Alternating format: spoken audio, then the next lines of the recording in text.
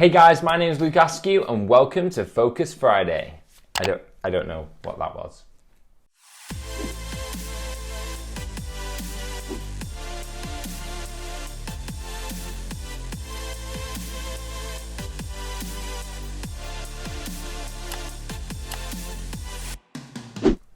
So I believe that we are now on, I think it's week 9 maybe, of kind of lockdown, of self-isolation, of not being in school. And the truth is that this whole journey has been a journey. It's not only been a journey physically, but it's been a journey emotionally and mentally. And we know, and there are so many of us, not just in our school, but other schools and so many young people and adults, that at this time, there's a sense of anxiety, a sense of worry, a sense of not knowing kind of what's going to be happening. And the truth is that when anxiety strikes, it can have a massive effect on us. It can have a massive effect on our mental health. It can have a massive effect on our physical health. It can kind of make us kind of just hide away in our bedroom and not want to talk to anyone. It can have so many effects on us individually. So I wanted to jump on here and I just wanted to share maybe a few things that could help you in this time and help you through these times of anxiety. And I'd say that the first thing that I want you to know is this, is that in 1 Peter 5:7, it says this: "Cast all your anxiety on him because he cares for you." What I love about this passage is God saying this. God's saying that I know you're going to feel anxious. I know you're going to feel worried. And it's not like God's kind of saying, hey, you should be fine. But he actually says, when you feel these things, cast them on me because I care for you. And what does it mean to cast something? To cast something means to throw it, to give it away, to give it to God, to kind of say, hey, this is what I'm worried about, this is what's going on about, and you're kind of taking all your worries and your anxieties and you're giving it to him. And it's like having a therapist. God is like a therapist sometimes, definitely in my life. And sometimes I just go and I'm literally like, God, I don't know what's happening in my life. These are all my feelings, what's going on. Can you please help me? Can you please guide me? But most of all, can you just listen to me? Because I find it really hard to talk to everyone else. And there's something about opening up. There's something about sharing my anxieties with God that kind of takes my anxieties away.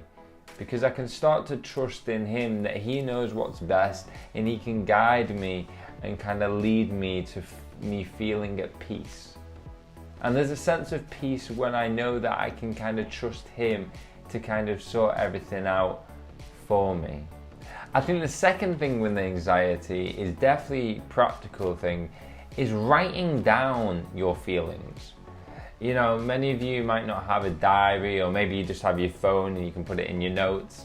But I've massively found that when I write my feelings down, when I just make a note, maybe every day or just in my phone, hey, I was feeling this today, this is the reason why.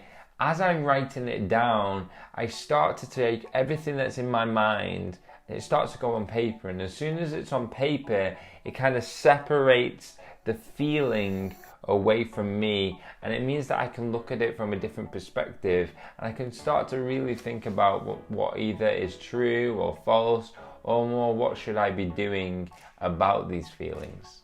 And the last thing I would say is identity. I say this to so many of you, identity is so important in the sense of you have to separate who you are away from how you feel.